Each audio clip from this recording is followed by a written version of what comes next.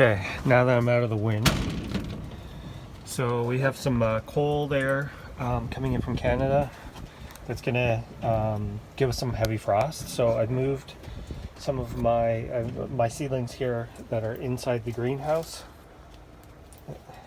Kind of tight quarters in here, but I just watered them because everything was a little dry. And last year I used half-inch, quarter-inch bubble wrap on the walls, and it kept it pretty toasty. This year I'm not bothering to do that. I'm just going to see how it goes. So what I've done, when it gets cold, I just run a set of Christmas lights.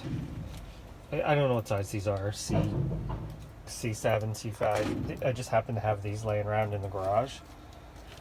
And I find that this helps to keep my humidity down, because the humidity gets pretty high in here. It's not that bad right now, but we haven't had rain, so we're at 70% humidity and 53. So what I do is in the winter I just leave the one set running all the time, because it helps to drop the humidity down. I found I was getting well over 90% humidity in here, which is too much. You'll get mold. So I run these and it helps drop it down, and kind of keeps it a baseline, a nice baseline. This second set I haven't strung up yet, but I just have them plugged in, and I have them plugged into a temperature controller. So what I do is I have it set to I believe 35, and it will turn on at 35, shut off at 45.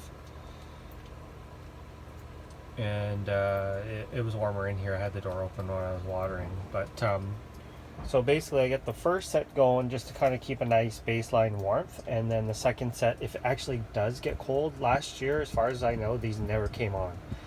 So I'll string them up around the edges. They're waterproof lights, and that's kind of my backup. So then I can have two, but I found at nighttime it would be 10 degrees warmer in here. But I did have the thick bubble wrap insulation, which I'm not doing. I also have a fan. And the fan is to help prevent botrytis.